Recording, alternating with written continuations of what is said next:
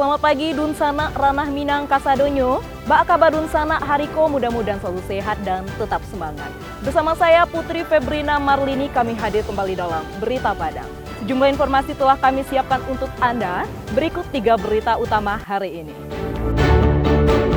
Temukan kasus TBC. Petugas puskesmas datangi rumah-rumah warga di Nagari Panti Selatan.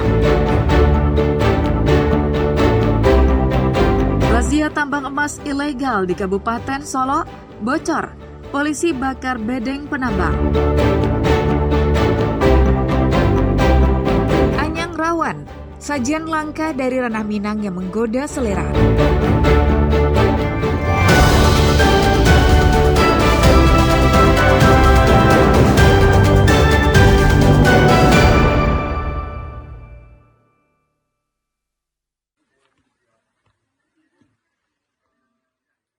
Petugas puskesmas di daerah Pegang Baru, diantar Wali Nagari Panti Selatan dan bidan desa setempat, mengunjungi rumah-rumah warga di Kampung Koto Baru, Jorong Petok Timur, Kecamatan Panti Pasaman. Tujuannya untuk mengambil sampel dahak seluruh penduduk di kampung tersebut, baik anak-anak, orang dewasa, laki-laki, dan perempuan. Dahak adalah lendir yang dikeluarkan dari paru-paru dan tenggorokan. Biasanya kental serta lengket. Dahak sendiri berfungsi melindungi saluran pernapasan dan paru-paru dari zat berbahaya. Sampel yang sudah diberi identitas masing-masing itu akan diperiksa di laboratorium. Pengambilan sampel dahak dilakukan sebagai upaya pencegahan terhadap penyakit menular tuberkulosis atau TBC. Pasalnya, saat ini ditemukan satu kasus warga kampung itu yang mengidap TBC. TBC adalah penyakit menular yang disebabkan oleh bakteri. Penyakit ini paling sering menyerang paru-paru, tetapi juga bisa menyebar ke organ lain seperti tulang, otak, dan ginjal. TBC menyebar melalui udara saat penderita batuk, bersin, atau berbicara. TBC bisa dicegah serta disembuhkan dengan pengobatan yang tepat. TBC mempunyai gejala batuk berdahak selama lebih dari 2 minggu, yang disertai sesak napas, nyeri dada, atau bersin. Untuk mencek dahak, untuk mencegah penyakit yang seperti TBC, 1 orang.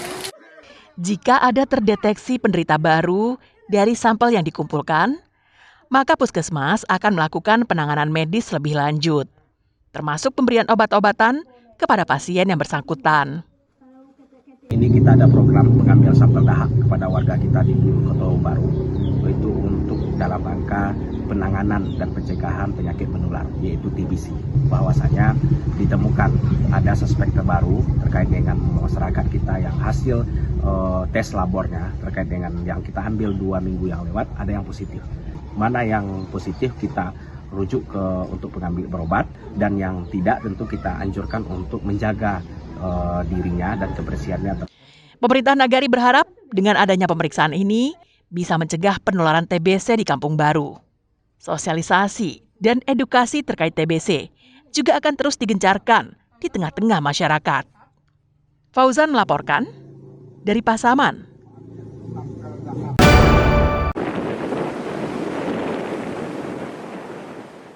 Sebanyak 4 rumah di kawasan objek wisata Pantai Pasir Jamba, Kecamatan Koto Tangah, pinggiran Kota Padang, hancur akibat abrasi pantai.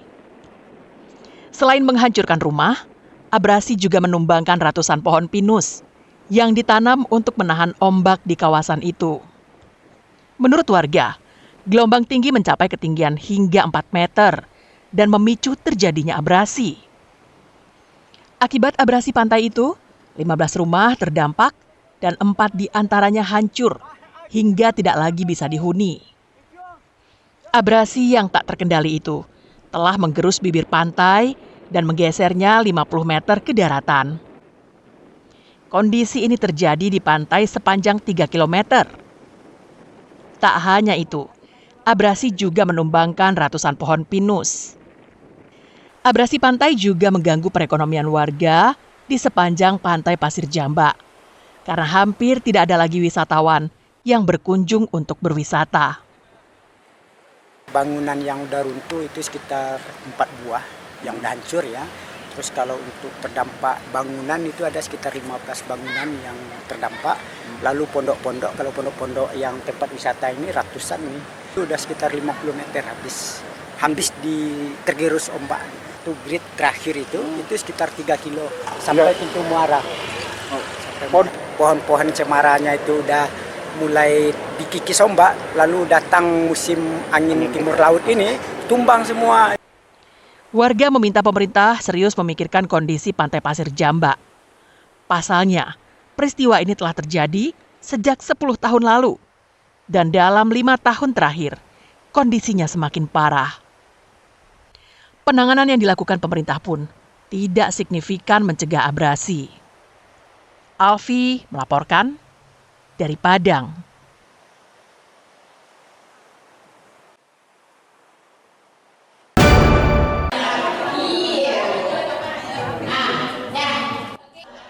Selain topi, pria juga punya benda lain yang berfungsi untuk menutup kepala.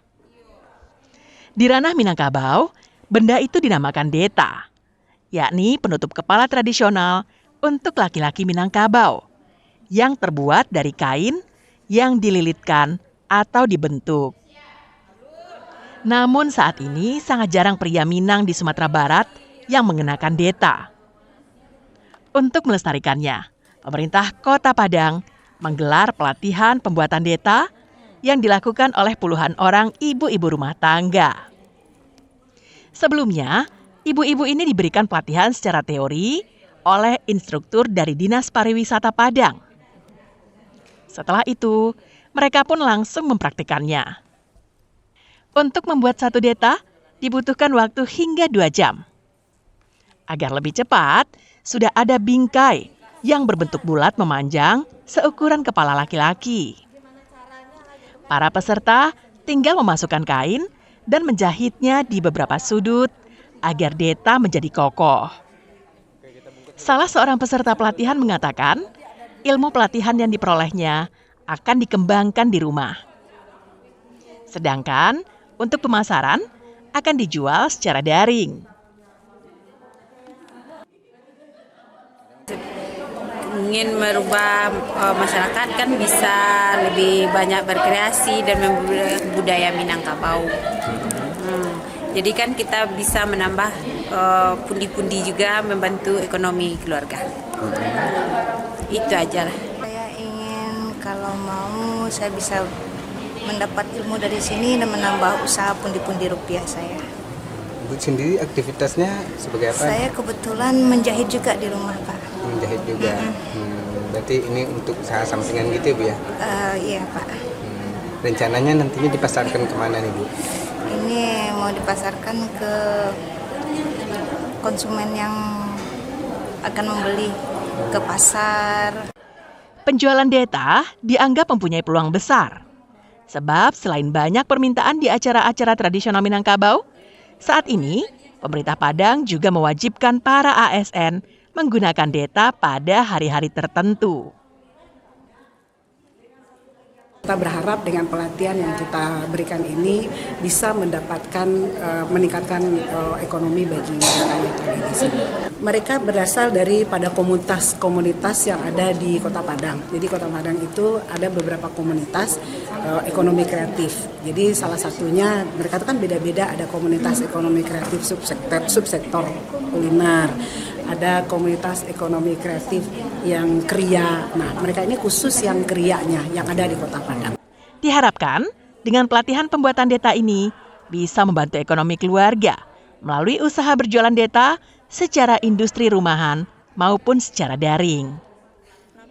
Robiham melaporkan dari Padang.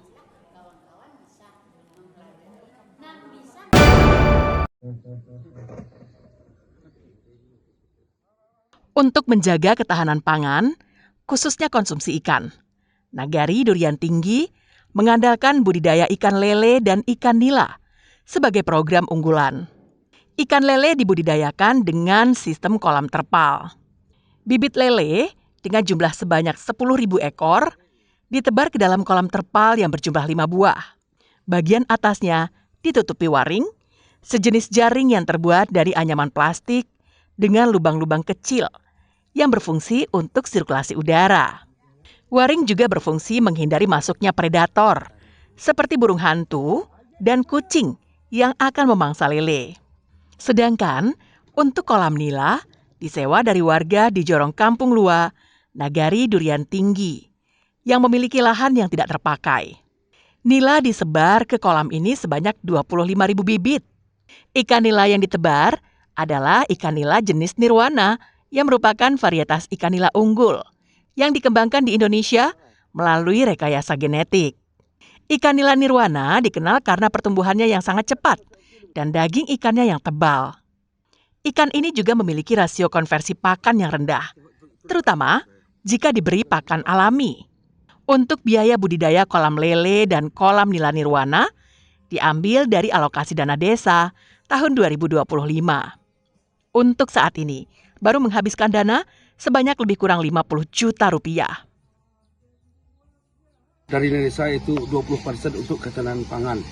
Kebetulan kami Nila Tinggi menganggarkan yaitu pengadaan bibit nila dan pengadaan bibit lele dari 20% dari anggaran dana desa ini.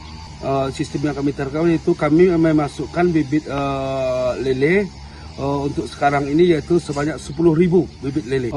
Baiklah, untuk bibit nila kami memasukkan rencananya 25.000 ekor bibit nila. Dengan program ini, maka ketahanan pangan masyarakat, khususnya kebutuhan protein, melalui ikan lele dan ikan nila nirwana, tetap terjaga. Fauzan melaporkan dari Pasaman.